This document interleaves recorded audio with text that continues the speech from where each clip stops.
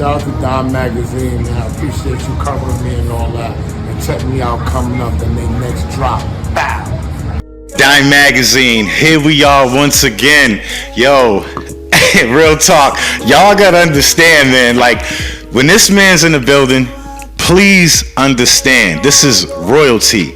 Rey Royale, the man, the legend, the experience. That's what it's all about, man. We're gonna get to know this man, yo. We're gonna, just listen to him. Listen to him. Just check him out. I still know you want it, and it feels right. Look how it all started. Why we waiting so much? We both been patient so much. You said you're ready, baby, but you ain't ready, baby.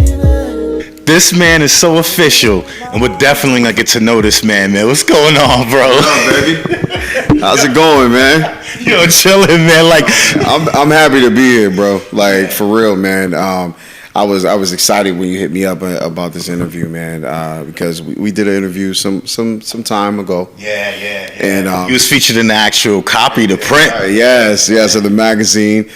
And now coming back full circle, you know what I'm saying? I done did a lot of things. You done did a lot of things, man. So we here. We are here, and we are here again. Like, real talk, man, because, you know, you being the artist that you are, you know what I mean? Like, you touch a lot of people through your music, you know what I'm saying? Like, I want to take it a step back, you know what I mean, and just talk about your humble beginnings, you know what I'm saying? Like, what made you want to get into R&B? Because you could have did hip-hop, you could have been a country singer, you could have been anything, but, like, why R&B? I would start with say the greatest of all time, in my opinion, Michael Jackson started it for me, Hands down. It came down to, I saw the Jackson 5 cartoon, and I was in my grandmother's room, and obviously this is way after, you know what I'm saying, I was born later. How old was you around this time? I was young, man. I was probably like 2, 3, you know what I'm saying, when that happened. And I remember saying to my grandmother, like, I want to be just like him. And from right there, I seen ABC, and I was like, wow. Now, when you say ABC, you mean like them as a group, or? Yeah, because the Jackson 5 cartoon was, you know what I'm saying? It was that one. You know what I'm saying? Okay, yeah. And you know, they had a little thing and the little snake, and they were singing ABC, and I was like, I really want to do it. But you know, that was like the baby me. But then when I really got into it, I was in the 6th grade. I'll never forget this. And you know, we had a class it was a library class. So basically, you know that you just catching up on your homework, all that good stuff. Make a long story short, I was in the class and I had my headphones on. Wait a minute, they allowed you to have that? Oh, wait a minute. Yeah, remember back in the Listen, day. yo, damn, you brought it back. Yeah, I remember them days, dog. Yeah, man, had the Sony joints, right? And I'm over there singing Motown Philly, and I'm like singing my heart out. And I lift my head up, because I had my head down, and I lift my head up, and everybody in the whole classroom was looking at me. And I remember this one girl's reaction. Shout out to Sabrina. I don't know where she's at, but yo, shout out Sabrina, man. Shout out to her, man, because if it wasn't for her and her reaction, I probably never would have sang. Now, besides her, did anybody else in the library, did they all hear you as well? Yeah. Or did they? Or better question is like, when you did it, did you know you were singing out loud with the headphones on? I really didn't. And I wasn't trying to get anyone's attention. I was just feeling the music so much. And then, but her reaction, like, oh my God. I was like, yo, this is what I want to do. Then later on, fast forward to I got in the 8th grade now, and now they had we used to have a show every year. It was called International Day. I went to the Lewis Middle School, so you know, this was your chance to show, you know, do your thing. So I was singing. Of course, Boyz II Men was a big part of my life back in the day. Of course, man. Boyz II Men, man. Come on. See, all of that was a big part of my career. So I was singing "End of the Road" with a couple of classmates, and that's a big song. And you wouldn't believe the response that I got from it. That You mean you going from like I was a super nerd? Yeah, I went to private school, man, so I was like a super nerd, dude. Like, you know what I'm saying? Like, Ain't nothing wrong with being a nerd. I was smart. You know what I mean? To go from just being a super nerd to all the girls loving you is like a whole. That's two sides of wow. And it shows you how music connects with people.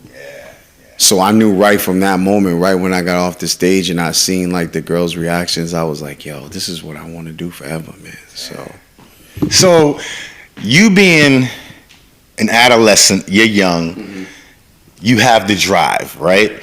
Now, I'm guessing back then the drive wasn't, I'm gonna start hitting the stage. Like, did you, like, now you decided to now say, you know what, this is what I'm gonna do. This is gonna be my art.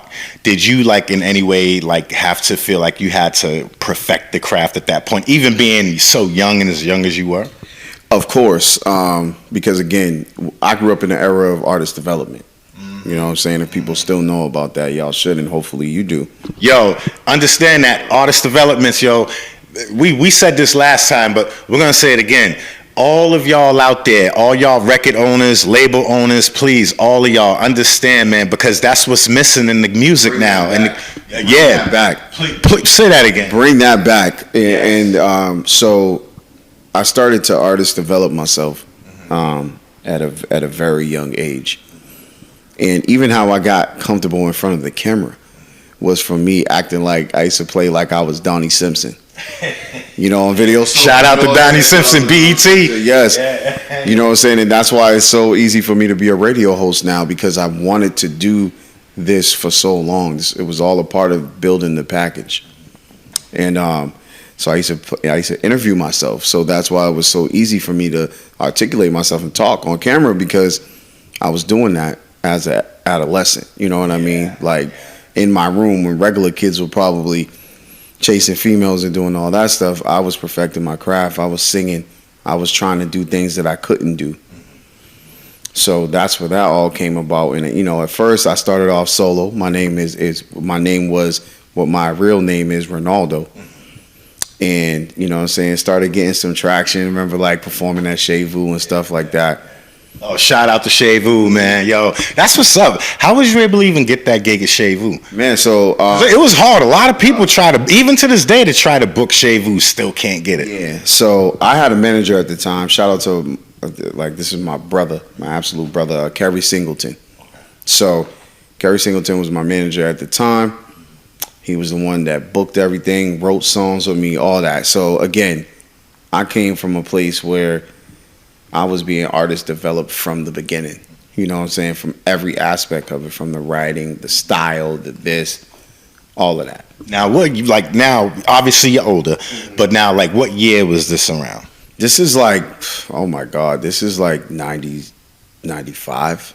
So this is when artist development was really taken serious. Yeah, super serious. And, you know, I was solo for a minute and I was enjoying it. But it was something about groups I loved. So, fast forward, this is you know, competition, man. It's a little different. You know how people, you know, singers be, you know, they get online and talk trash now and all that. We didn't do that back in the day. No, not back then. Not back then. It was in your face. Back in the day, it was like we meeting up after school and we gonna have a sing off. So there was, you know. Wait a minute. So hold on. Wait. I gotta just ask this. So wait a minute.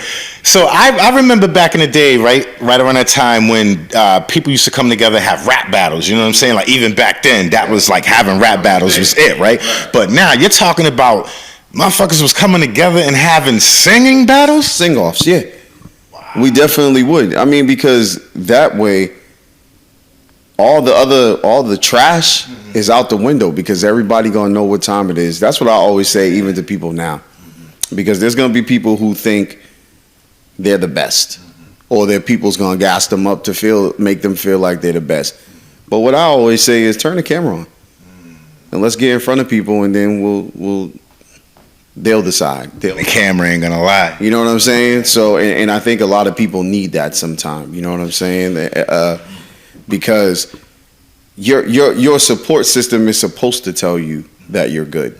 they're supposed to tell you that you're doper than everyone else. But as I would say, people be focused on the wrong thing. Instead of trying to be better than people, you should be trying to see how y'all can uplift each other, perfect your craft. You know what I'm saying? So, but a lot of people ain't on that, and we could talk about that all day. See, I like how you said that, because you do got people who are talented, right? But they don't have that. What's the word I'm looking for? They don't have that charisma nor that intellect. They don't have that intellect nor that interest to want to help each other come up. You know what I mean? They want to keep it a competitive thing, which is fine. But at the end of the day, it's like, all right, the competition's over. Now, how can we come together and work together and build? Now, it's always about, having a little friendly competition is nothing, right? That's all the part of, what I'm saying? You're sparring. You're sparring, you know what I'm saying? But here it is when you're trying to, like me, for instance, man, I give opportunity to every artist that I know. You know what I'm saying? And why? Because, Ray, I'm going to get my shit off regardless, man. And with or without you. You know what I'm saying? Like, I'm going to get it. So I'm not afraid to bring in another male solo artist. You know what I'm saying? I'm not afraid to have 3 or 4 of them singing at my shows. Because guess what? At the end of the day, they're going to do them and I'm going to do me. They ain't you, and you ain't them. And we building for the culture. You know what I'm saying? Like, that's because it's bigger than me. You know what I'm saying? It's bigger than them. You know what I'm saying? This is for the culture. And I feel that that's why R&B isn't as prominent as it used to be, because we haven't made it an everyday lifestyle. Do you feel like R&B has kind of lost its essence, due to hip hop or due to even just society, to where there's this culture where now everybody wants to be hard? People are too afraid to express themselves. Absolutely. People wanted, back in when we was growing up, you know what I'm saying? We talking about the 90s, you know what I'm saying? 90s, people. The best era ever. In music, yes, I will say that. People wanted to sing about love, and regardless of where you came from, you know what I'm saying? Like, because I come from a rough place. Me too. All of us do. We from the hood. Yeah. Point blank, period. It's not just the rappers. Yeah. You know what I'm saying? That's what makes me laugh sometimes, because people's like, you know what I'm saying? It's just like, you're not just going to feel this way from a rapper. You'll feel that way from a singer too, just because we all come from the same place. We cut from the same cloth. It's just we do 2 different things. We tell 2 different stories. Think about all the dudes, right? That walk around mad hard. They look mad tough. Right. You thinking these motherfuckers gonna bust a rap and they start singing. And you know what? A lot of people used to look at me and my group like that. Because if first of all, when you see me, you like, this motherfucker about to go tackle somebody or something. Hey, listen, now let's keep it 100. Let's keep it 100, right? Like, if I didn't know you, right, and I'm sure a lot of people that didn't know you and don't know you, right, if they saw you just pull up on the scene real quick, right, you go, let's say you went to, I don't know, overseas somewhere, right? You not booked for a show, you just going on vacation, right? And you just get out the car and you walk, and people gonna think, yo, is this motherfucker a bodybuilder or some shit? You get what I'm saying? I'm the one escorting the artist. They go like, yeah, the security. Until I hit a high note or something, then they're like, yo, hold on. You're like, oh, okay. But I love that though. I love that aura. Like, I love that people be like, I love, a lot of artists will break from this, right? You go in the audience, right? And people are looking at you like you crazy. They're like, and they're looking like, what's he about to do? And then they're like, holy shit. You know what I mean? I absolutely love that. It's like you create a whole shockwave. Yeah. And I feel like people respect you more too when it's on that. You know what I'm saying? Because they're like, whoa, I always say, I don't want to go in a room where I know everybody. I want to go in a room where I don't know a soul. Because that's when you're going to figure out if you got it or not. You know what? That's good you said that, because that's like right around, if you want to say, if I had to use an analogy, right? It's like I don't know. It's kind of hard to kind of say it, but it's like it's within that realm. I'm gonna get back to it though, but it's within that realm. Keep going. Yeah. So a lot of people can't. This is what challenges you to become better, because if everyone loves you, right? If people can't critique you, then how are you going to learn? How are you going to grow? That's what I was gonna say. Your supporters are the ones who don't know you. Your biggest supporters. Right. And it's crazy to me because I've always said some of my biggest supporters are people I don't know, which is tragic sometimes. You know what I'm saying? But again, that gives you tough skin. To be in the music business, you got to have tough skin. And you got to be able to adapt. And you got to be able to reinvent yourself. And you got to be able to be yourself and be comfortable with that. You know what I'm saying? Because there's going to be times where people are going to expect you to be whatever they expect you to be. But you got to let people know, I'm me. Like, I'm Rey Royale. And that's all you're going to get. You're not going to get Chris Brown. You're not going to get Trey Songz. You're not going to get none of those dudes. You're going to get me. You know what I'm saying? And whatever that is that I offer. You know what I'm saying? I'm a crooner.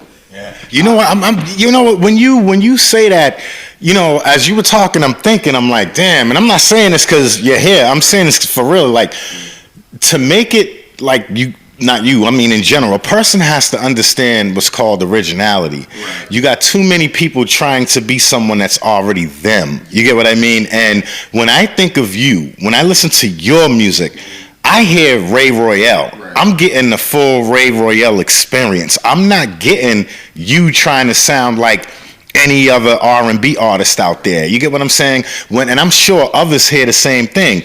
Y'all better go check this man's music out, man. This Rey, yo, bro. I appreciate that, man, because, you know, believe it or not, I work very hard, man. Yo, it shows. It shows, brother. I work so hard, man, and I work so hard to make good music. And also, I work so hard at my craft. You know, this times I don't even sleep, man. I'm up all night. You ever find yourself like up late at night writing music? Writing music, writing my show, writing videos, doing it all. And sometimes when it's on a lower scale, people don't really understand it. They don't get it because, you know, like they'll look at, you know, I got a radio show. So, you know, some of your closest people to you will be like, well, that ain't the Breakfast Club yet, but yo, the Breakfast Club had to build somewhere to get to where it's at. You know what I'm saying? Journey with people on the journey, man, because once they rise up, they're gonna remember who was riding with them from the beginning. See, people who just jumped on the bandwagon. Right, exactly. You know what I'm saying? And for artists, you know what I'm saying, you got to stay consistent. That's that word right there. And I understand that piece is hard.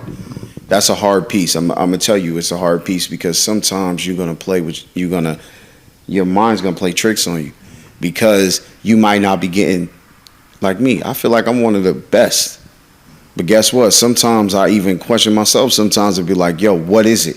What do I gotta change?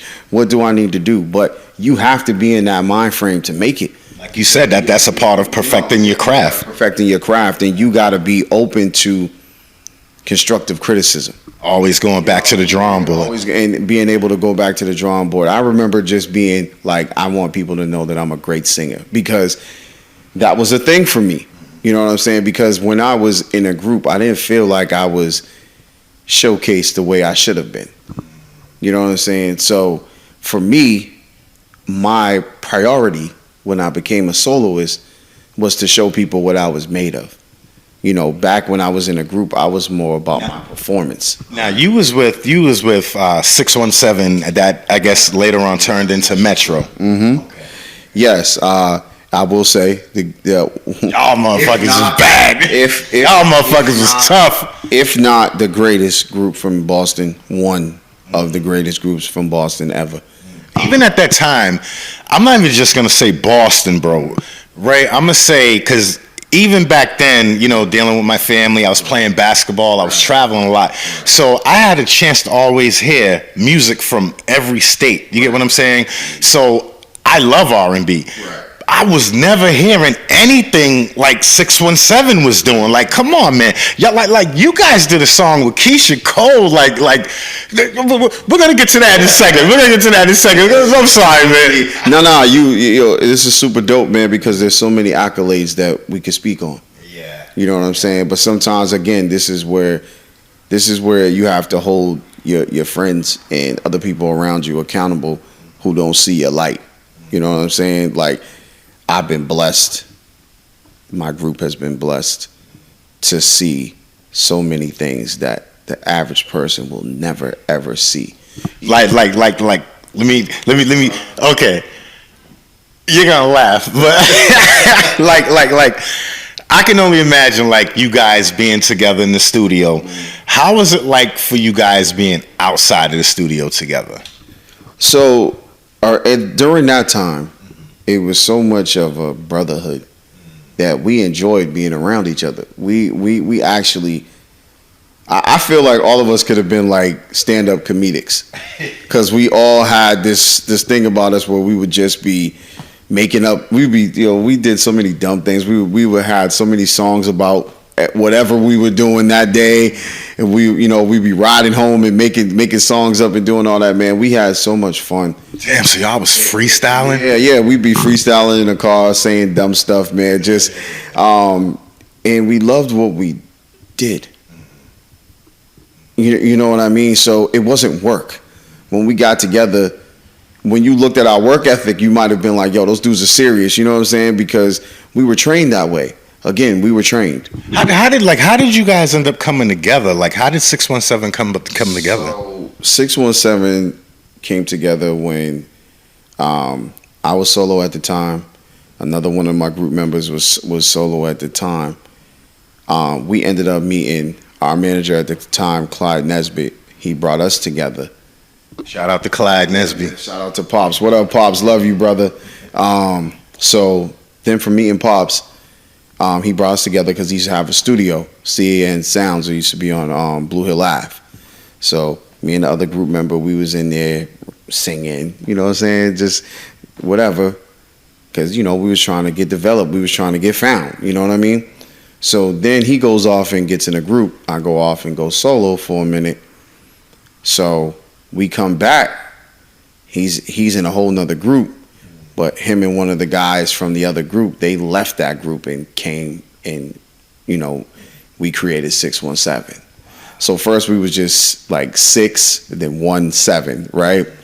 Does that mean anything? Yeah. We want to represent Boston. That's what it was about. It was all about the beam. Like that's what it was all about. It was all about Boston love. And we wanted to be the voice of the ghetto. We wanted to be the voice of where we came from. You know what I'm saying? And speak on the things that, because men, we as black men, we got it so tough out here, right? You know what I'm saying? Real tough. We supposed to be strong all the time, right? We never supposed to show weakness. You're never supposed to cry. You're never supposed to do all those things, right? But you have to allow people to be in a safe space and feel like it's okay for that. And I felt like music did that for us.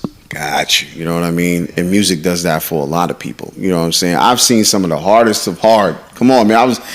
I was watching a Fat Joe interview the other day, man, and this dude loves Babyface. Like, I would think that you know what I'm saying? You would think that he just listens to NWA or something. You know what I'm saying? But R&B music has transcended through the years and has impacted everyone's life, man. So we come back together with 617 now. So it's 3 of us, like I said, but we wanted that Boys to Men sound. So then one of the main group members again came to me and was like, "Yo, Ray, I think let's get another person." Me, I'm like, "Nah, man, we good. We got our people." He's like, "Nah, just trust me, bro. Like, we gonna be good." Got the other dude. He had like a totally different sound. So.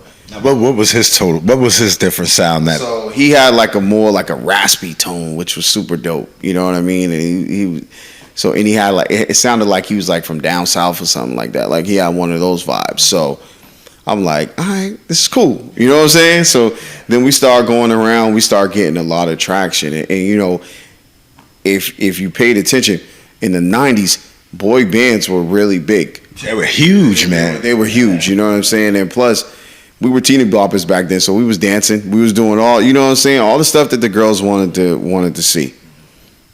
So can you dance now? Of course, but I still got some moves. I still got some moves, man. But my show's a little different now, man. I'm mature now. You know what I'm saying? Back then, I was pumping that girl's heads, man. I was doing all that crazy stuff, man. How was y'all able to how did y'all able to make that whole thing construct to come in to be able to work with Keyshia Cole, man? Because that's a big deal. So a lot of people won't know this and probably don't know this.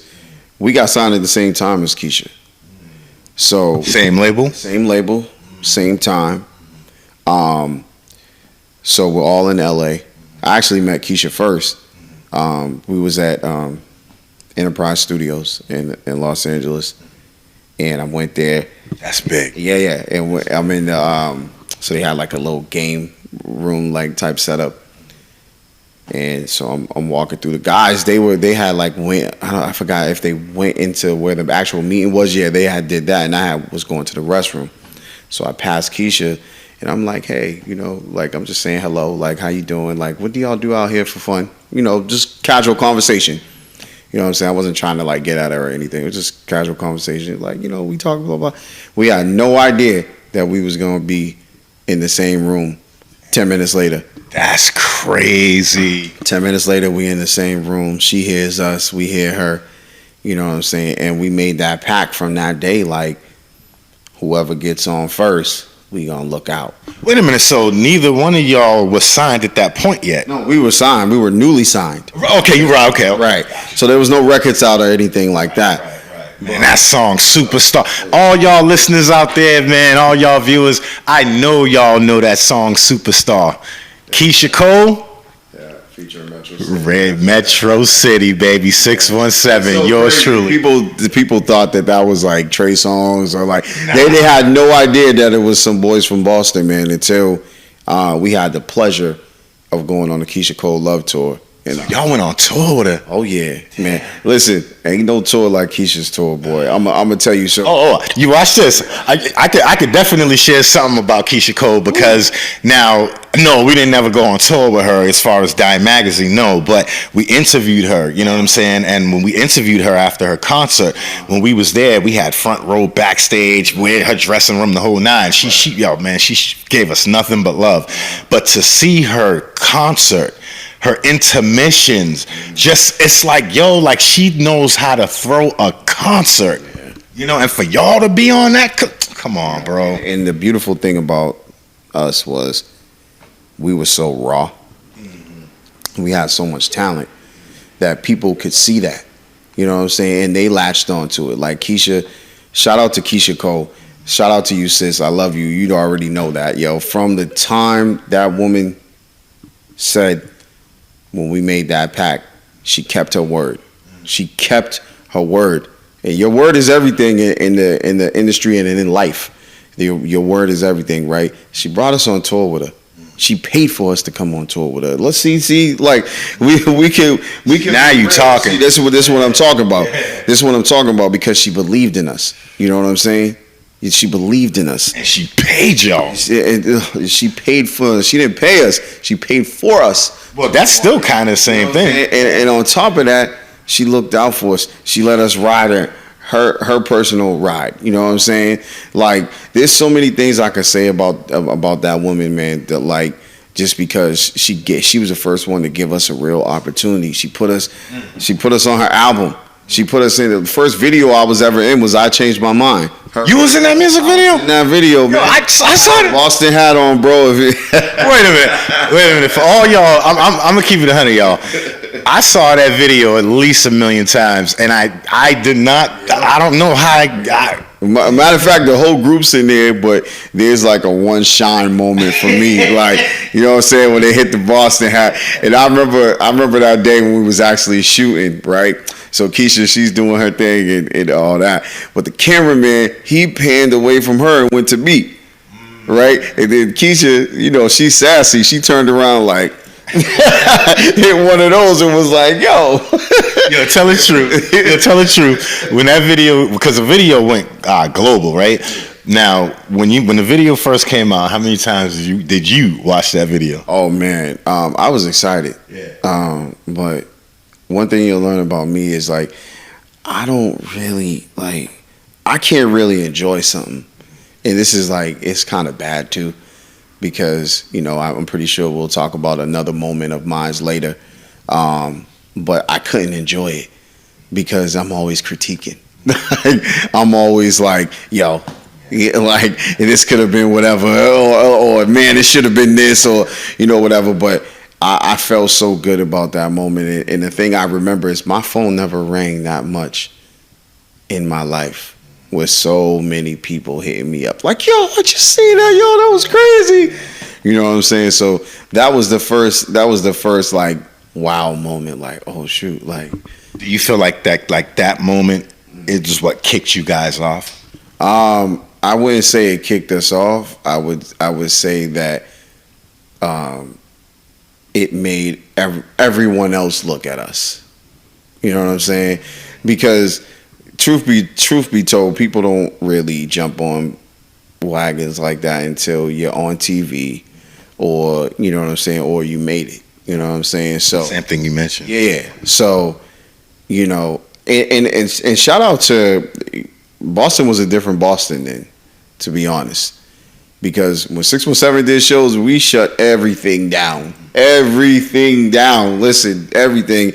I remember broken stages. We was the only group who had to have security as a local artist. That's crazy. Because it was that we went into the Wheatley school and had to be escorted out by Boston police. And Boston police was looking at us like, yo, who are y'all? Yeah. You know what I'm saying? That happened to us on tour too. Dwayne Martin, never forget it. Dwayne Martin came up like, yo, who are y'all? Mm-hmm. Like, I thought I was gonna be able to go buy y'all record right now. You know what I'm saying? Like, there was so many people who understood what we had, man, and was like, yo, this is something special. And a lot of people will take things like that for granted, man. And I even also myself felt like we even took that for granted. Like, we didn't know how much power and how much influence we had back then, man. We had a lot of power and a lot of influence over a lot of people, man. Because I believe it. It was a beautiful thing, man. And just like I said, the world was different too back then. It wasn't like social media. Females are different now. They'll jump in your inbox before they try to give you props in person. Like, they'll jump in your inbox now like, oh, I loved you. Like, girl, you could have said that while you was there. You know what I mean? But everything's more sneaky now. You know what I'm saying? Back then, people was real. And maybe it's because we were younger too. You know what I mean? So when you're at that, adolescent age, the little girls, they didn't care to be like, and trying to rip your shirt off and all that stuff, man. So going into DMs these days is the equivalent of yelling and screaming, right? I guess. But even then, like, I don't know, just the interactions was just different. You know what I'm saying? Like, and again, I have some wonderful shout out to everyone that supports Rey Royale, man. I appreciate you. I have some wonderful supporters, man. I really do, and I love them all. Well, see that now. I'm so glad you said that again, because you already talked about your experience, the Rey Royale experience as being 617/Metro. Yeah. Now that's a beautiful moment. Right. Now let's go into your next moment, right? Where now you're a solo artist, right? And now you're killing the game. You're now at the Apollo motherfucking Theater. Bro, please walk us through that. So that year, I won the Urban Music Awards. If everyone remembers the Urban Music Awards, I won the Urban Music Awards for Best R&B Male and Best R&B Single, which was my song "Sex Drive" at the time, and people. That's my shit. Like, people just loved that song, man. Like, it was just really a staple at that time, and it's still a staple at that time, man. So I got invited down because Slade's in partnership with the awards show and all that. They were doing tryouts for the Apollo. Yeah, remember I told you. Yeah. Remember we talked about. Yeah. See. Okay, so I just got to share my little humble experience, but we didn't know he was there. You know what I mean? We did not know you were there. And I was out there with my team, had the Dyme truck out there. True story. Man, we pull up, we're right there. We're right there on the corner. And shout out to Amaryllis, because she was there. She came to us when I first met her. Yeah. She came out there, she saw us, whatever, me and her talking. She's leaning on the Dyme truck with me, we're talking. And as we're talking, Michael Bivins comes out, right? And he asks me, hey, can I turn it down? Now, mind you, I've never met him face-to-face before. I saw him face-to-face in the basketball leagues, things like that. Shout out to Michael Bivins. But we was there because my cousin was actually trying out, to get where you ended up. You didn't have to try out. So we out there, we're just showing love, showing Boston love.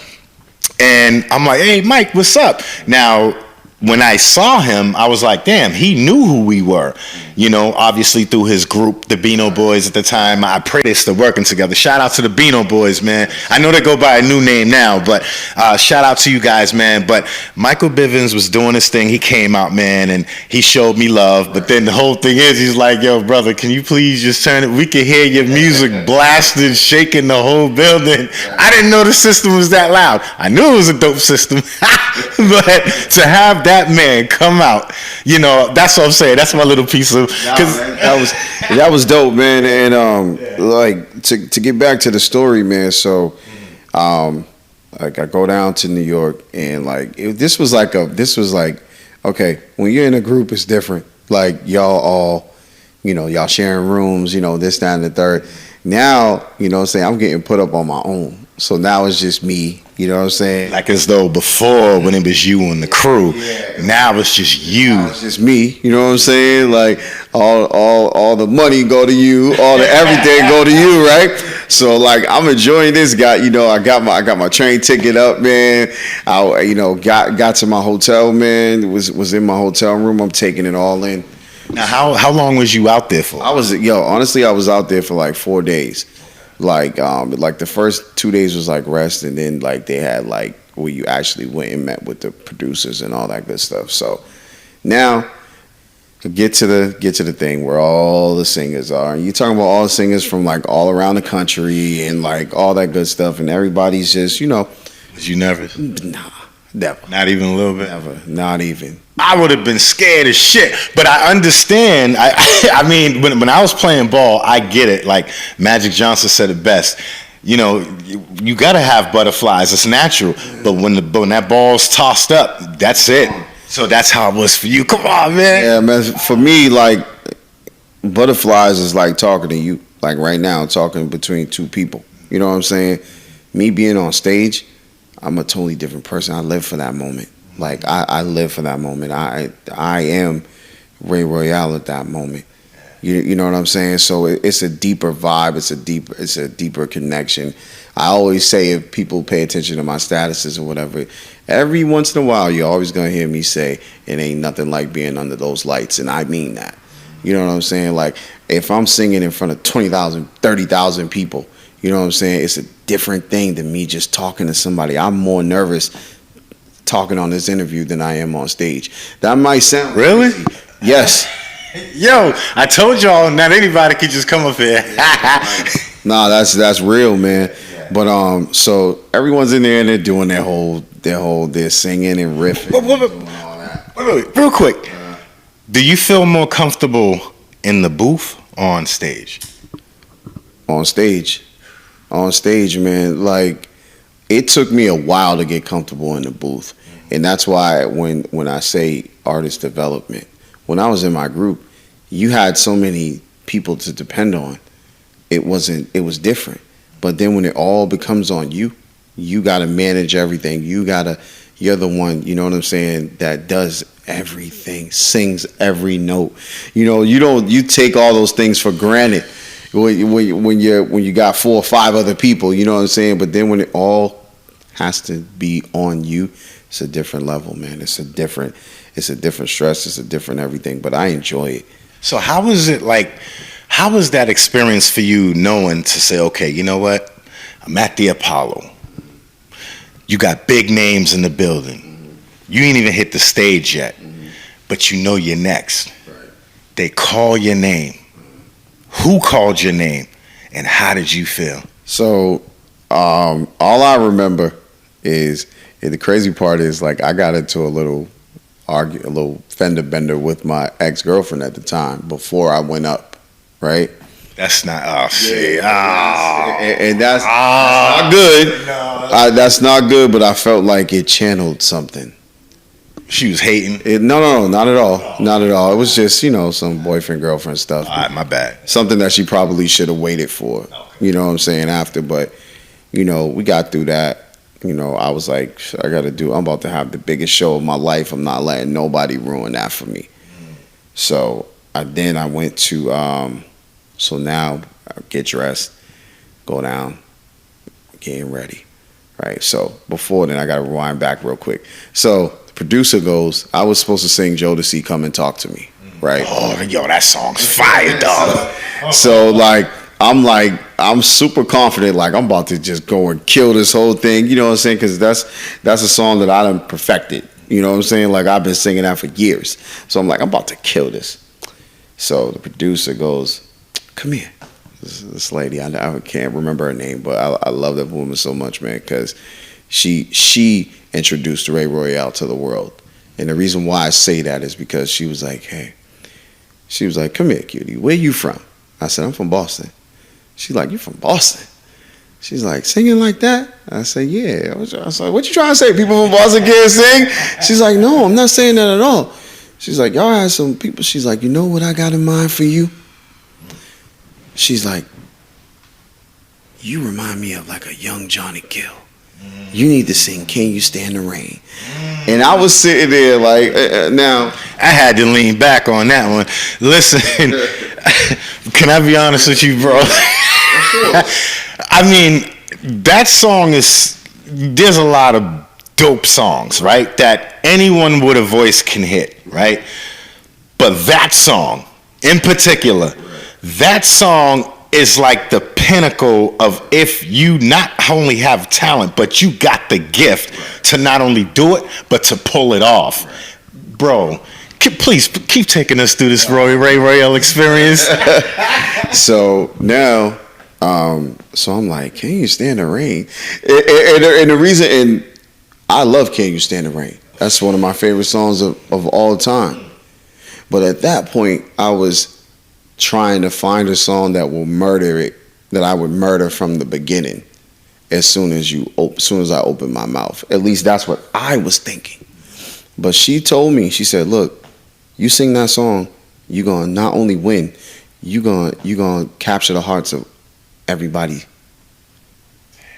And she said, she foresaw it all. She said, it's on you if you want to do it. But that's what I suggest. So it took 5 minutes, thought about it, and I was like, I'm doing it.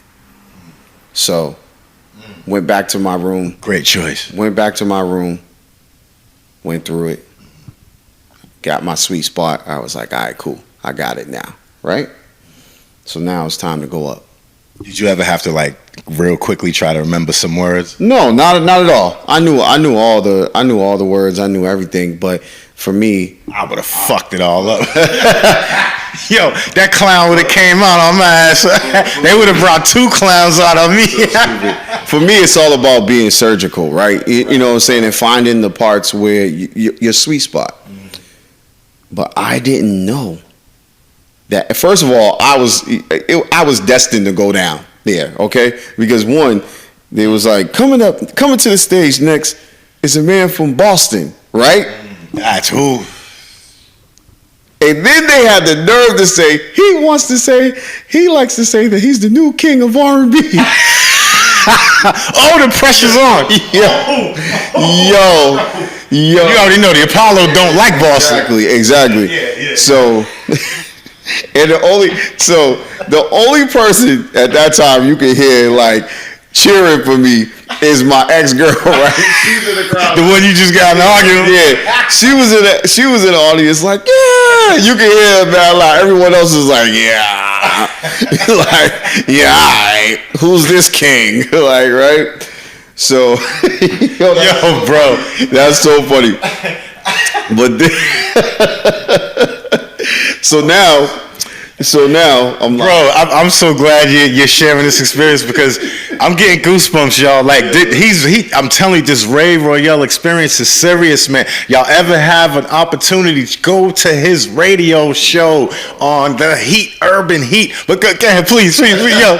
Oh my God, yo. Now y'all see why he's Roy motherfucking L. Yeah.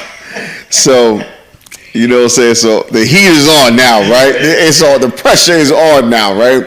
So, man, so I come up, I rub the log real quick, man. I'm like, yo, my last, like, God, just be with me. Let me hold it down. Walk out on stage, man. Band just dropped. And I'm just like, on a perfect day. I had him. Just as she said, and shout out to her again, she said, the moment you open your mouth, you're going to have everyone. And by God, if she didn't mean that, that's what happened. Yo, bro, I never felt like, yo, I'm getting goosebumps and emotional thinking about that moment right now. Because I never in my lifetime, and I've been in some beautiful places, and I've had a chance to tour around the world. I've done a lot, but I never felt a moment like that. 3 standing ovations, bro. That damn song with you. I was running like, I know, all the things will be perfect. Damn, I wanted to sing that song. Mike, I was banging like this. See, all you had to do was just, I was running about like,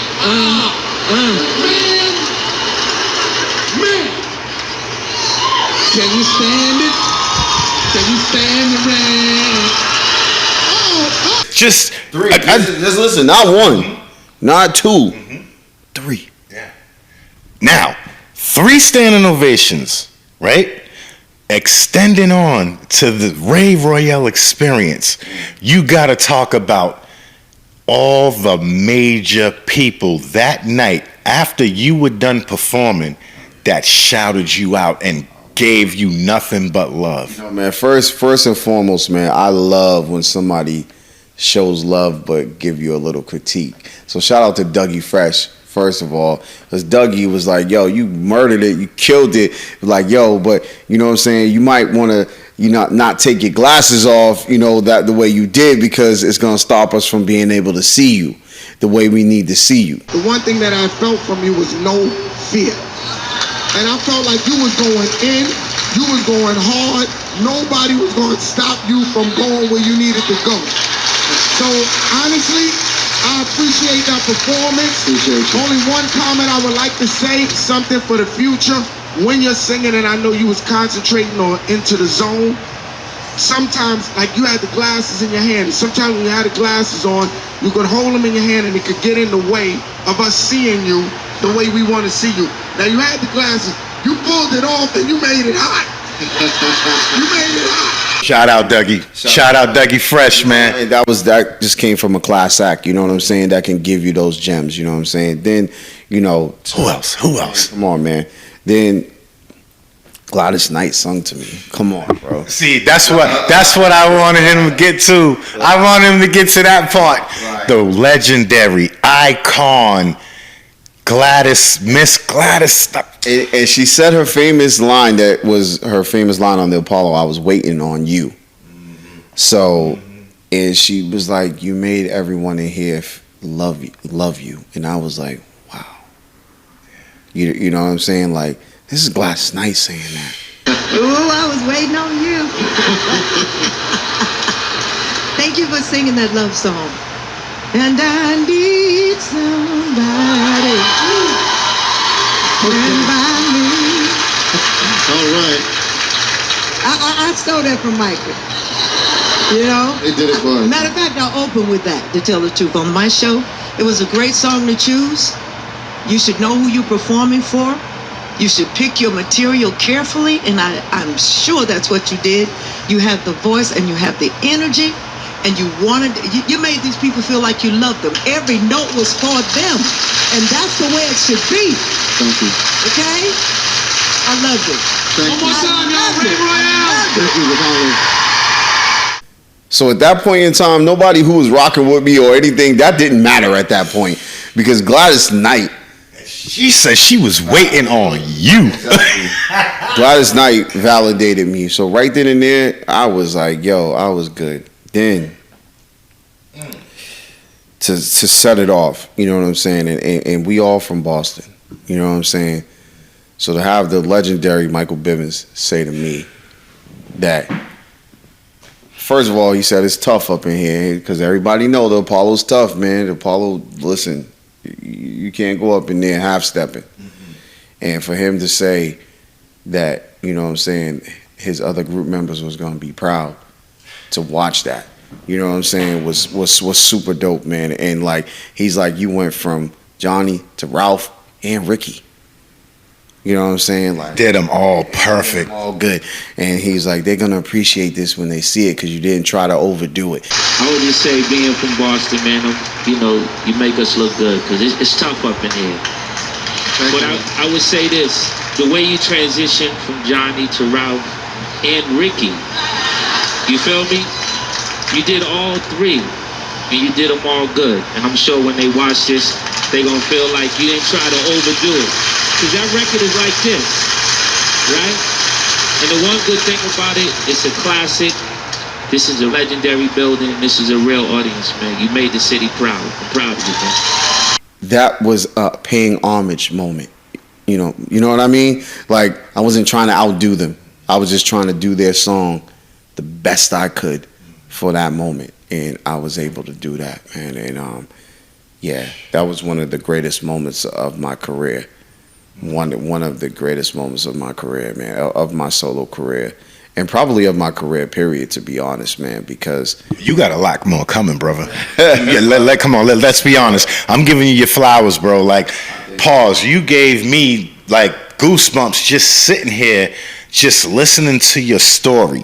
Not even just as a woman, you know, as women would hear your story and be like, oh, yeah, no, I'm talking from a man's point of view, pause. That's like, yo, I can appreciate another man's gift, especially when, yeah, he's talented, but the gifted part comes in when you could touch all cultures, all races, all nationalities, and you can do it by being original. You get what I mean? You're giving them the straight up Rey Royale experience and nobody else, because anything else is uncivilized. that's right. And a lot of people don't understand, like, the Rey Royale experience, even though it's a radio show now. The Rey Royale experience has always been, you know, it was the Rey Royale live experience. And the reason why I named it that was because when you come to my show, I want you to go home thinking about it.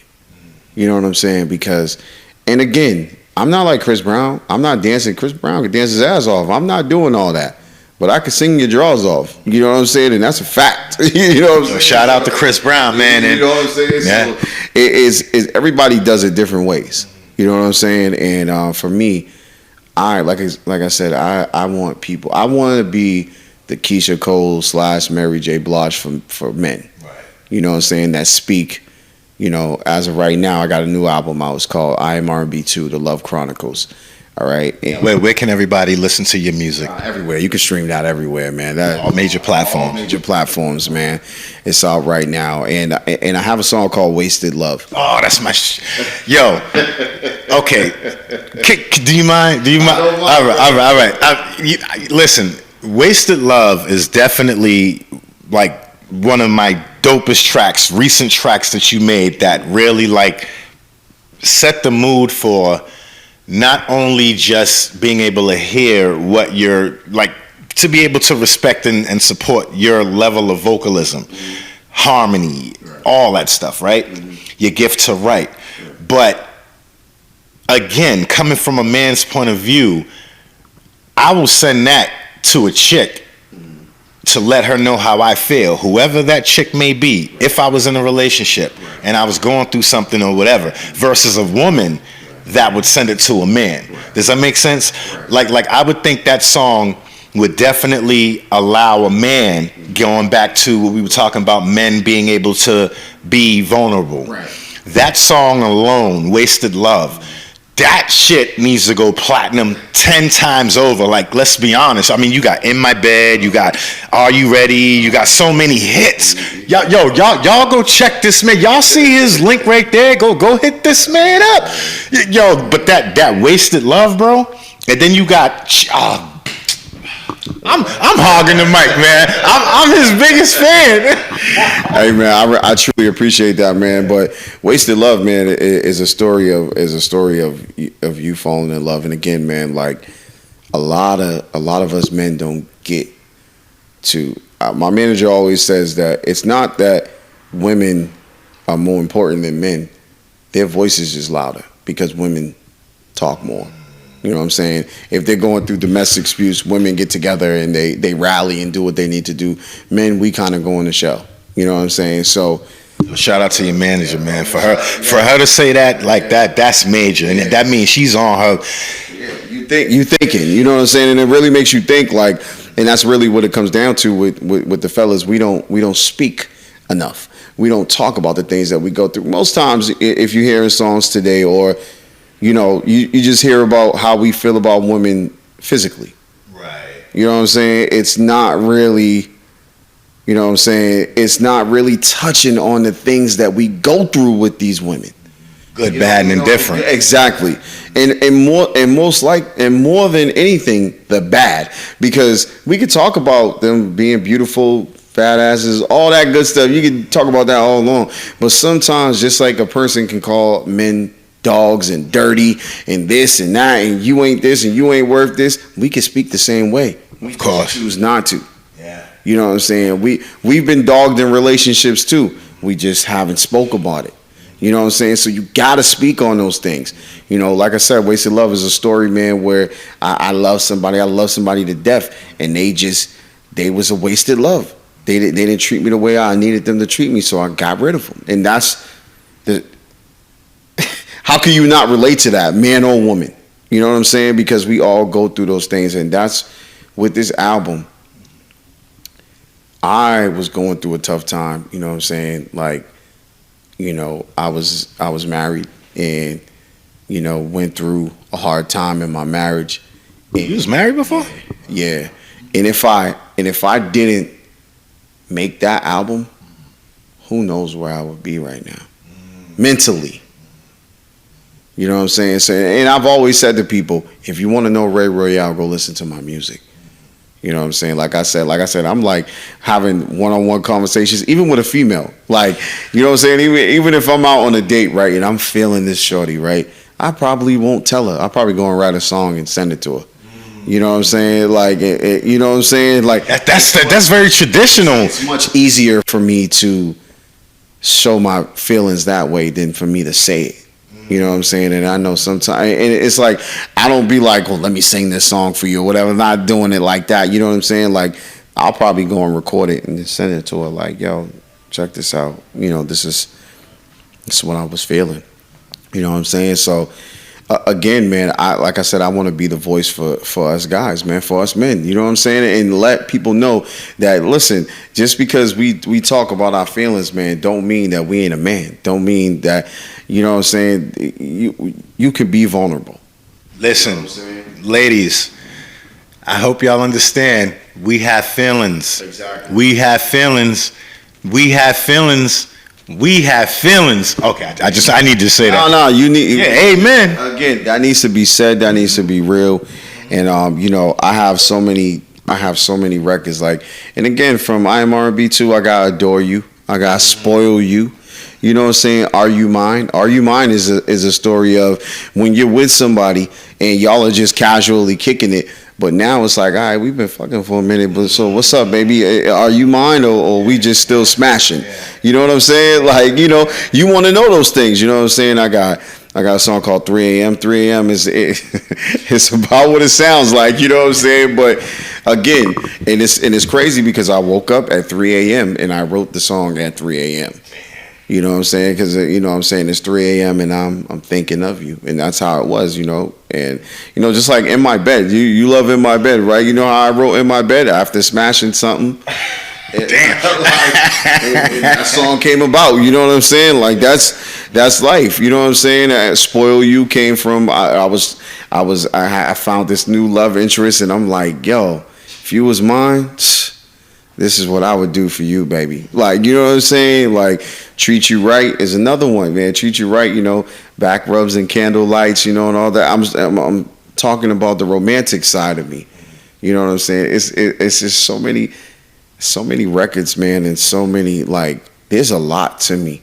And if you really want to know me, take a listen to the album, man, and you'll really be like, oh, okay. You know what I'm saying? Because I even say this, bro, and I'm gonna say this, and I appreciate how humble you are, and I appreciate that you show love to people, right? Because I always felt like, for me, that people prejudged me because of my talent. So they would think that I'm good, right? So they would be like, oh, think he's all that. You know what I'm saying?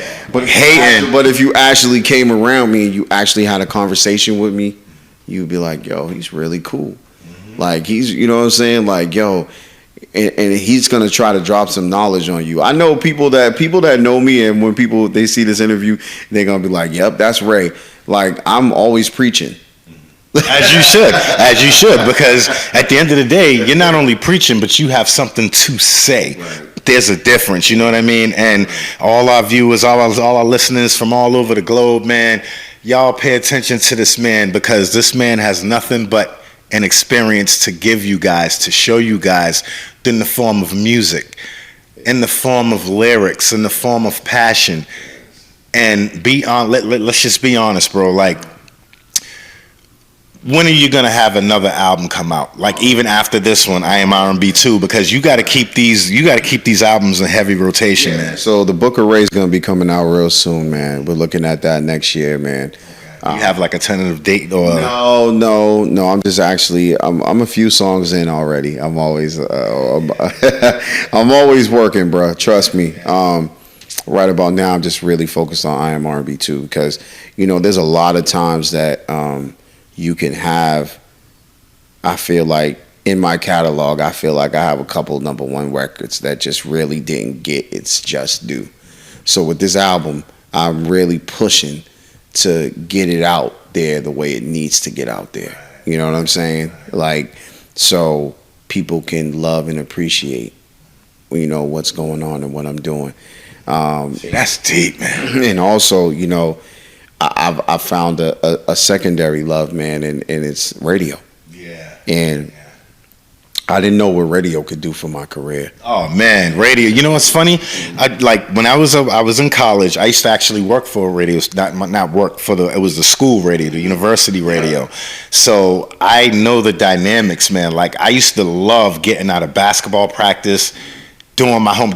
Most of the time, this is why I probably got kicked out of school, well, at least that school, is because all I wanted to do was be in the radio station. Wow. You know, shout out to my boy Martin, Mickey, Guy Legacy, everybody who was all together, man, up at Mount Ida College. That was one of my schools I went to, but, you know, I didn't finish there, but whatever. But that's where I got my first love for working at a radio station, and mad listeners was there. So the reasons why I mention that is because I get how you feel like when you get up, music's on your mind, obviously God first, but music's on your mind. You can't wait to get into that radio station, man. Yeah, and number one, the Rey Royale experience is for R&B. It's for the R&B culture. It's for the people that go unnoticed. It's for the people that we've celebrated artists from the past.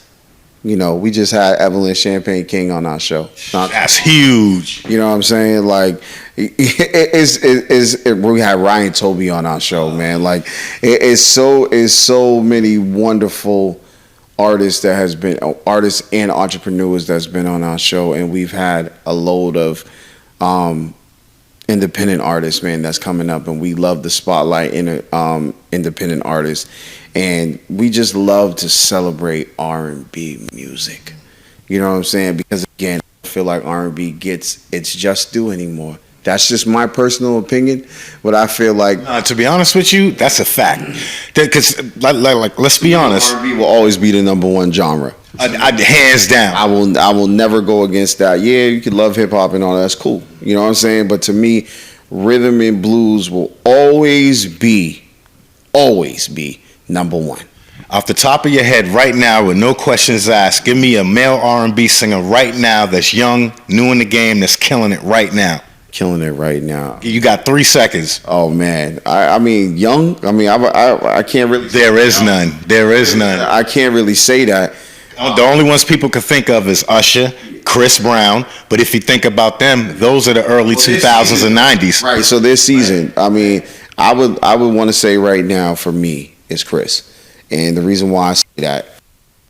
In this generation. In this generation, I'm still listening. I'll tell you, none. I like October London though. October London I like October London, man. No. I'm not. I would never ever say that he sucks. No, I'm saying on the level of comparing it to the '90s, to the '80s, to the '70s. It was a plethora of. Now, see, we're being unfair right there because, and the reason why I say this is because they don't take the same approach with songwriting and production. Artist development people did back then. You know what I'm saying? Like, and I honestly feel like October London is the one that's closest to that. You know what I'm saying? Just like Chris Brown. Chris Brown is the last of the Mohegans of people that grew up under singers. Thank you. That's the part I'm talking about. Now, after London, name me someone else. I can't. Are you picking up what I'm putting down? I do, but I'm gonna keep celebrating R&B, and we're gonna keep, because the more you gotta understand too, it's not just the artists. We have to hold the people who's listening accountable as well, because there's people that are go and listen to 90s R&B all day, right? Well, I'm one of them too. I'll go and listen to 90s R&B all the time, but there's artists like myself and plenty others, I'm sure, around the country that have that same vibe, and we ain't discovering them. We got to get out of the old and bring up the new. See, I hope y'all understand, because you just literally hit the nail on the head. That's why I asked you that question. Name me one. And then after you name that, I only gave you 3 seconds, because guess what? If I said the 80s or the 90s or the 70s or the 60s, you only needed half a second. You would have gave me 4 or 5 different male artists like there's no tomorrow. Okay, let's even go with the women. How many young women in this generation are singing? None. They're singing pop, but they're not singing real R&B. I love Coco Jones. I gotta give it. I love Coco. Shout out to her. Shout out to Coco Jones. Well, which one is the girl from Boston? The one who's blowing up. The one that Tyrese he loves her. She's from Roxbury. Really? Oh my God, she was just in Vibe magazine. Shout out to Vibe magazine. I can't remember her name. She has the short hair. She's black. She's from Roxbury. Tyrese lost his shit. Okay, and now don't quote me on this, but if y'all find out that this is right, y'all heard it here first. Dyme magazine, baby. But I can't remember her name, but I will find her name for you. But she is young. She's up there with Bia, even though Bia is a rapper. But her and Bia are really good friends. But this girl is from Roxbury. And when I tell you she's killing the R&B, she got a song called, matter of fact, all y'all Google it out there as well if y'all can look at, because I can't remember her name, but she has a song called Why I Hate Christmas. I'm definitely gonna go check that out. Oh my God, yo, when I tell you, Ray, like, I'm gonna be honest, y'all two are the only ones in R&B from Boston, new age, killing the game. Like, let's be honest. And she's a woman, you're a man. Can you imagine if both of y'all did a duet together? Oh man, I would love to. And I feel like this, man, and I humbly say this, man, like I I hear people say all the time, like, I give me accolades all the time, and I humbly appreciate that. But I'm here about the culture. It's not about Ray. You know what I'm saying? It's about uplifting everybody because there's so many talented people out here. The thing with our city is we get in each other's way. We get in our own ways. You know what I'm saying? Because we worried about what the next person's doing. When you get out of that, you're gonna see you're gonna soar. When you stop thinking about what other people's doing, so there might be somebody that gets opportunities more than you do. It's okay. Keep grinding. Your opportunity's coming. You know what I'm saying? And I remember, because again, sometimes we play on our ego, right? I remember there'd be times that I'm like, yo, I'm way more talented. You know what I'm saying? But that's God humbling you. That's God humbling you. Because you can be way more talented, but is singing the only part of becoming a star? No. I tell people all the time there's a difference between being I'll just say hip hop. Being hip hop, right? Being a rapper and being an artist. Same thing, I'm guessing the same thing with being a singer and being an artist. The artist knows the business. The artist knows all of that. The singer's just a singer. See, a lot of people think that just singing is going to get you to where you need to be, and that's not the case. It's not about singing. It's a package. You have to be a package deal. You know what I'm saying? It's the look. It's because sometimes, right, you might see a person with a great look, right, and their vocals ain't up to there. You know what I'm saying? But there's other elements to them that makes it bigger than what it is, man. And, you know, singers, people who really can sing, right? You ever notice that people that sing less than them got better songs than them, or they're more out there more? Why? They're more packaged. Because one, they're more packaged.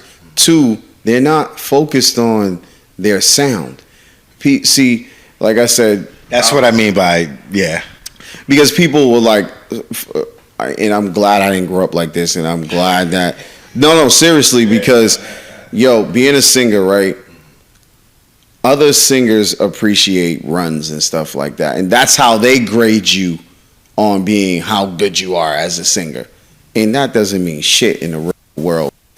The fans are not worrying about you hitting whatever, because half of them can't do it. They worried about how your song makes them feel.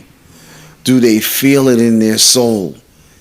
That's why Mary J. Blige is one of the biggest female artists ever. Is there females that can sing better than her? Of course there is. But guess what? They can't give that passion like she does. They can't. Making you be able to feel that song. Like that. There's no, they can't. Why do we love Whitney Houston so much? See, Whitney Houston was one of those, but see, this is what I mean, and people don't want to have these conversations. Whitney Houston was one of those people that can do all that, the technical singing stuff, right? But she didn't have to do it. Because her voice, when she spoke, it just hit you here. And I think one of the greatest advice I've ever got from someone was the first time they were like, and I was in a group then, and they were like, yo, y'all sing for sound. And I was like, sing for sound? Are you supposed to sing to sound good, right? You know what I'm saying? When you think about that, you sing to sound good. No. You sing to make people feel it, man. To make people feel it. Feel what you say. There's a difference. There's a difference. There's a difference. When you're, you know, and a lot of people don't understand that, and they don't understand why they can sing out the building, but somebody else somebody else will get more love than them that sing lesser than them, because it's just not about your singing ability. Singing ability is one part of it. It's one part of it. All these kids, they online making TikToks and all that stuff, and they doing all these crazy runs and all this stuff, and like, it's cute for another singer. Yeah. And if you notice, those what do they call those? They're one-hit wonders. They're in and outs. Right. You know what I'm saying? But the people who like again, I use Mary J. Blige as an example, Whitney Houston. You know what I'm saying? Like, the people that have the ability to touch, to resonate, their voice resonates your penetrates your heart, yo, you going places. You going places. Without a doubt. You going places. So, that's what singing has been for me. I don't, the cute stuff doesn't do anything for me. It never did and it never will. You know what I'm saying? For me, it's your passion. It's the passion in your voice. It's the way, like when I go and see, I've never been the one to be gassed. I don't gas myself. I don't like to be gassed. I don't like to hear about other people being gassed. It's corny to me. Because at the end of the day, yo, listen, I judge people by their live performance. That's what I judge. I don't care about you on tape. Because on tape, you had 100 takes to get it right. I want to hear you live in front of me. That's what I want to hear. And if you can make me be like, yo, that's serious, bro. You know what I'm saying? Then it's like, yo, and you know another thing, making a person stop. They could be at the, like, give me an example. They could be in a grocery store. They could be at the mall, like, and then all of a sudden your song comes on, right? And then your song is coming on, and it makes a person stop, right, and be like, But even bigger than that, right? Right. I want to feel like how you feel when you used to go to church, right? And you go to church, right? And somebody is just singing to God and they're just belting, right? So I always thought about that when I'm singing R&B. Like, when I say, come and talk to me, like, I really want you to be like, holy shit. Like, you know what I mean? Like, as if the pastor was speaking something to you. You know what I'm saying? It's the same thing to me. You know what I'm saying? Even if I'm singing, you ain't ready, baby. You know what I'm saying? Like, it's the same thing. I'm still preaching to you. You know what I'm saying? I'm not going, you ain't ready, baby. Because you're not going to get that. But you're going to get, you ain't ready, baby. Because it's from here. It's coming from the heart. It's coming from the heart, man. Like, people don't get that, man. It's from the heart. Those be those records, man, that you would never, ever forget. You know what I'm saying? And that's why Whitney Houston will be a legend. It's legendary forever. That's why Teddy Pendergrass, come on, man. Sam Cooke. You know what I'm saying? Yo, man, I listen to James Brown. Like, I listen to Sam Cooke, right? Sam Cooke was nasty, bro. Live in Harlem, bro. Yo,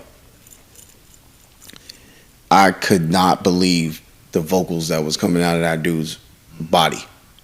Serious with it. And it was all from the heart. Marvin Gaye, you know what I'm saying? Michael Jackson. All these people sing from the heart, bro. It's from the heart.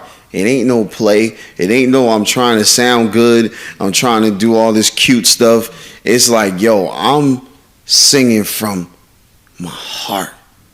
And that's what I love, and that's what I love to hear. And man, shout out to the women of R&B right now, because honestly, the women of R&B is doing that for me right now. Big time. I really appreciate the Jasmine Sullivans and all. Oh, yo, I love Jasmine Sullivan. Oh my gosh, yo, you know how many songs? Lions, Tigers, and Bears. Yo, I interviewed her too, man. She woo, tough, boy. She tough. And what I love about Jasmine is, like, every time I see her sing, like, she elevates the song. And she sings it a different way. You know what I'm saying? Raspiness, but sexy, and like you said, from the heart. From the heart, man. And that's what I challenge people, and even challenge myself even more, is to sing from the heart, sing from your gut, because that's what's gonna really penetrate with people, man. So, my gems to anyone that's trying to be in a business: build your community. That's one. That's one of the things that I struggled with for years, because I came from the era of, all right, you sing and dip. You know what I'm saying? Because back in the day, artists were supposed to, it was a whole aura around you. You know what I'm saying? It was supposed to be like, oh, I don't know him like that, but I want to. You know what I'm saying? Now the industry has changed. So you gotta be out there. You got to be more vocal. You got to be talking to people more. I've noticed that just in a short amount of time, I've gotten more fans just based off of me being in places and saying hello to people. Doesn't that sound crazy? But it's no, I don't. Well, you know what? It sound. There you go. But it's real. There you go. Took the words right out of my mouth. Sound crazy, but it's real. You know. If you had three words, right? Rey Royale, to describe Rey Royale, what would those three words be? Passionate, lover, consistent. Did y'all hear that? Passionate, loving, consistent. That's major, bro, because those three elements right there, those three elements will make or break a career. Yeah. And that's what, and again, it's about being strong too, man, because again, every day is not going to be sunshine. Every day is not going to be, yo, I feel like I'm that much closer. And I feel like that's when you get more frustrated, right? When you feel like when you got momentum, and you got that momentum and it's going, and you're like, oh, yo, why ain't I turning that corner? Why ain't I turning that corner? Sometimes you gotta go back in and not be afraid to go from the drawing board, you know what I'm saying, and try something different. You know, me, like right now, I'm talking to you and I'm in my comfortable clothes, man. You know what I'm saying? I got my hoodie on. You know, bro, I'm a regular dude, man, but guess what? You know, that is Rey Royale is transforming. Now, if the next time you see me on stage in the next month or so, y'all gonna see me different. Right. You know what I'm saying? My hair's already different. Like, you know, man, like this, you think these celebrities be walking around all glamorous all the time? Hell no. But I can name you some. Hey, listen, I done seen a lot of you celebrity chicks that I'm in y'all's houses. I'm at the studios. I'm kicking it with y'all. And let's be honest, even the dudes, you think they got haircuts they trimmed up all the time? Hell no. It's called downtime, you know, going back to the drawing board. You know what, your image is also a part of everything. And again, you have to understand that you might have great songs, you might have the look, you might have this, but there might be other pieces that you need to nail down to put it all together. Of course. And so that's the part that I am actively working on right now, man. And I'm looking forward to new visuals, and we're gonna have a new video soon. I got gonna be taking some new pictures, man, and just man, I'm ready to just keep evolving, man, and keep putting out great music, man, and keeping real R&B alive. That's always been my mission, and that is my mission, man. And like I said, man, every Tuesday night, 9 p.m. to 11 p.m., Urban Heat 98.1 FM, the Rey Royale Experience, man. If y'all love R&B, man, that show is the show for you. It's a show for the culture. Artists, get at me, man. Listen, I love R&B artists. Yes, you're always my first, but I want everybody, entrepreneurs, everybody, man, come on the show, man, and get your flowers, man, because again, a lot of people like to give flowers when somebody done passed away or whatever. Nah, at the Rey Royale Experience, man, we're about giving people their flowers that they deserve, and they deserve it now. So we're the ones that's gonna give it to them, man. And bro, I appreciate you so much for having me, dog. Man, listen, you have no idea, right, how much of an honor this is. And I mean it not just because we doing this, but because we are here. You feel me? And one thing I know about you is that you're a stand-up guy. You keep it 100. And not only that, you stay true to who you are. And that's why you have so many people that love you, because it's who you are. You feel me? The real Rey Royale motherfucking experience.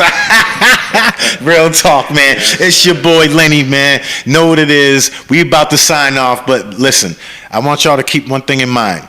When you think of R&B, think of this guy, Rey Royale. Y'all see it right here. Rey Royale. Check him out. Understand what it is, and please support this brother. Matter of fact, hit him up right there. Hit him up and let him know what your favorites. The Love Chronicles is out right now, man. I am R&B 2, The Love Chronicles. Go check that out, man. Trust me, you won't feel bad about it. Yo, and not only that, right? Watch this. Listen to it and make sure, hit him up and tell him what your favorite song is. That's right.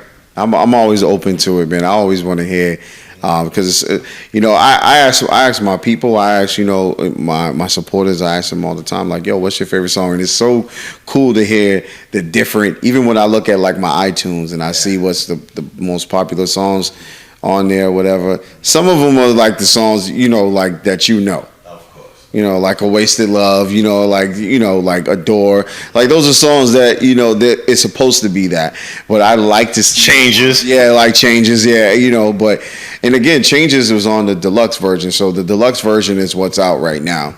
And that was something that I made after the album was done. And it was funny because, my manager knows me so well. And shout out to Talise, man. She knows me so well because... Shout out to Talise. Listen, Talise is the illest manager I know, like hands down. Now, I would say if y'all need a manager, hit her up, but she's too busy with him. Don't just hit her up because she ain't about no, she don't play she don't fuck around. Sorry, damn, my bad. She don't play around. Y'all getting where I'm getting at. So long story short, man, do not hit her up because she's too busy with him. Okay? And make sure y'all go check her out as well. Don't hit her up. Just check her out. And look at the beautiful, awesome, dope job she's doing with your boy, Rey Royale. Appreciate that, man, and we work so great together, man, and I'm blessed to have someone in my life that definitely has my best interests at heart, man, and want to see me win, man.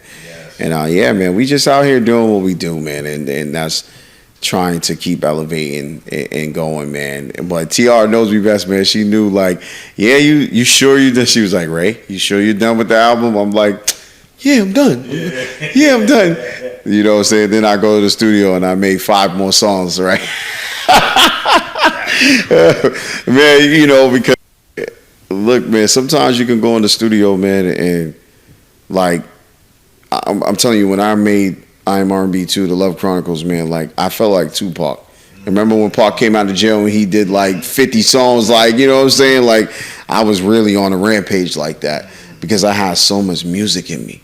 You know what I'm saying? And then like when the album's done and we had a listening party and we did all this, you know what I'm saying? And we, let the people, connect with the songs and vote on the songs and all this stuff. But I was like, I got more. then we was like, all right, so we'll just do a deluxe version. Yeah. So then the deluxe version came, man, and we did, that's where the song Changes and Fake Love and like all these other songs came about, man. But again, Fake Love, another one. That's another one, man. But again, you know what, bro? But these are songs for your catalog's crazy, bro. You know what? And thank you for saying that because I have to do a better job at getting people to know that. Because see, that's why we're here. That's why we're here. You know why? Because let's keep it 100. It's people like us that God sends to him to say, you know what? And vice versa. God takes him and sends him to us. Why? Because we got a platform. He has a platform. Make sure y'all utilize y'all's platforms right. Don't just bring on people just because they got a talent. Make sure you bring people on because you know they're real supporters, they care, and they're here to help you take your career to the next level. Real talk, man, and that's who you are. That's who you are, and I'm gonna give you your flowers, and I won't forget that even if you do. Rey Royale, man. Whew, come on, man. Come on. I told you, I'm your biggest fan. Man, I appreciate that, man, because again, like I was saying, man, even when you're talking about my catalog, man, I have to, and I will continue to do a better job with getting that out there. Because I have so much music, man, and you the Tupac of R&B. I have so much music, man, and it's great to celebrate the legends and sing their songs and pay homage to them. But I want people from now on to know who Rey Royale is. You know what I'm saying? So, and I know going to an event and singing a Jodeci song, you're gonna catch everybody. You know, it might be a little harder going in there singing Ready and they don't know it, but when they hear it, they're like, yo, that was crazy. So I look forward to that challenge, man, and I look forward to just continuing to build and network with other artists, man, and just build a community, man. I'm just so blessed to still be doing what I love to do and be happy doing it still.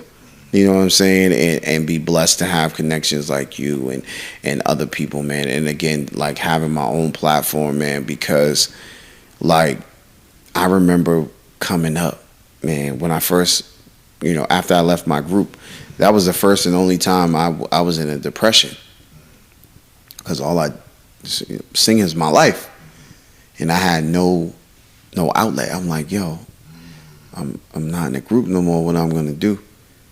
And God rest her soul. My mother was like, man, do what you love to do. And I got up from that day, and I started being Rey Royale, man. So it's like, man, and I love you, Mom, for that. Thank you. Amen. Amen. Word. I can't even imagine not being able to sing. I couldn't even imagine it. I can't imagine you doing anything but singing. Like you, like let's be honest. Can I see you doing like, I don't know. I can see. I can't think of it. So that ain't it. But you know what, bro? I have so many other things that I love to do and that I'm actually good at. You know what I'm saying? Like, nobody knew I was gonna be good at the radio thing. You know, because everybody think, you know, like radio and music goes hand in hand, bro. Hand in hand, really. But you know, it's also a craft too. You know that. Of course it is.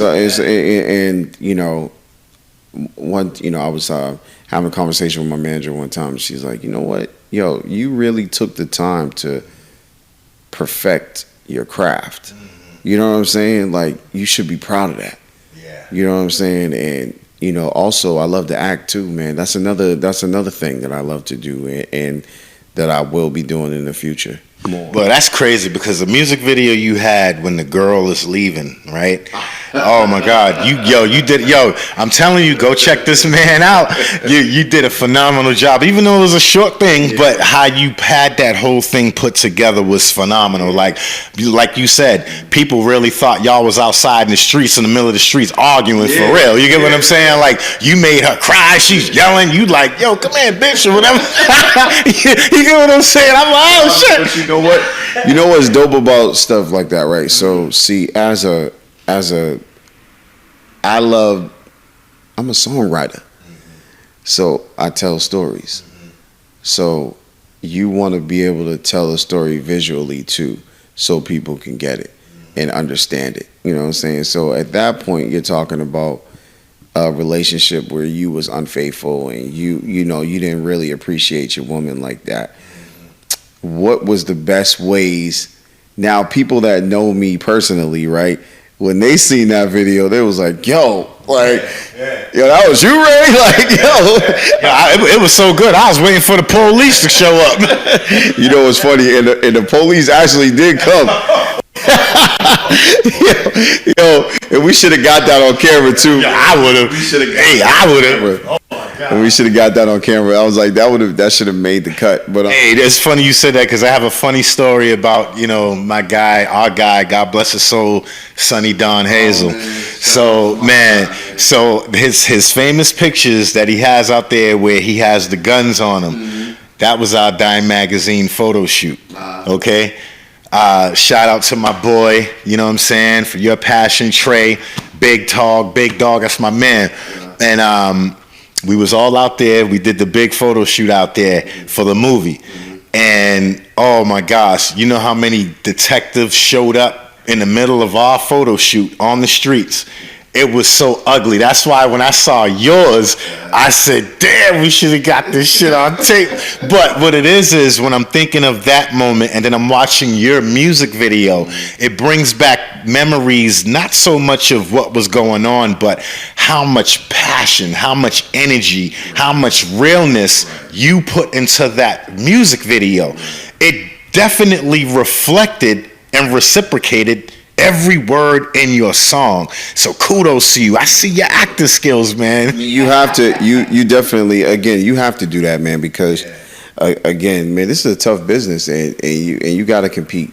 And I don't feel like, you know, I've learned from the best, and you know, I've watched Michael Jackson videos and Usher videos, and you know, and even latest like Chris Brown. They always give 150%. So whenever you do something, whenever you know, you can't look at yourself, even if you're on a local scale. When you present something to the world, you got to be like, you know, already made it. You know what I'm saying? And you got to write your scripts and do all that like you're someone who's already out there, man. And you know, because when you just be like, yo, I'm gonna just turn on the camera and just sing to it, like, okay, who cares? Like, you know what I mean? There's got to be a story. There's got to be something behind it. So, man, like I said, I look forward to doing more, man. I look forward to doing a documentary on myself, man. I'm interested in writing a book too, man, because again, I have such a story, man. Call it the Rey Royale experience. That'll be fire, bro. Yeah, man. And again, I have so many stories to tell, man. And I'm just excited to do that, man. And I can't wait, man. Like I said, I Am R&B 2, The Love Chronicles is out right now. Go and stream that everywhere, man. I appreciate y'all, man. I appreciate you, bro, for having me here. You know what I'm saying? Vibing out, man. This is man. I could stay here all day and just talk music with you, man. But I know you a busy dude, man, and I'm a busy dude, man. And, you know, but we had to do it for the people, man, and we had to do it for the culture, man. And I can't wait, brother, to have you on the Rey Royale experience, man. Yo, I am there. Please tune in. Please tune in. Please tune in. And this is why I say this, is because I get interviewed on people's podcasts. Matter of fact, we was on Power 105 in New York. We got that. We smashed that one. Got footage out there. It's crazy.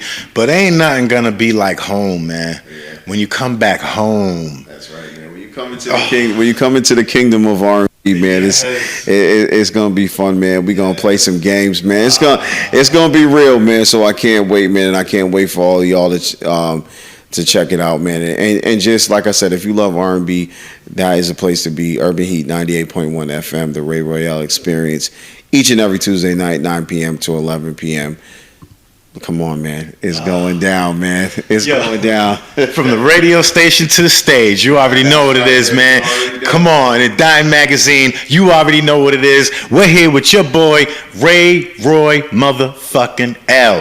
Hey, go check out the experience that he gives you, because that's what it's about. On all platforms, you see him right there, and make sure y'all do us a favor by doing him a favor. Hit him up and tell him what's your favorite song. Dyme Magazine, yo, we out of here.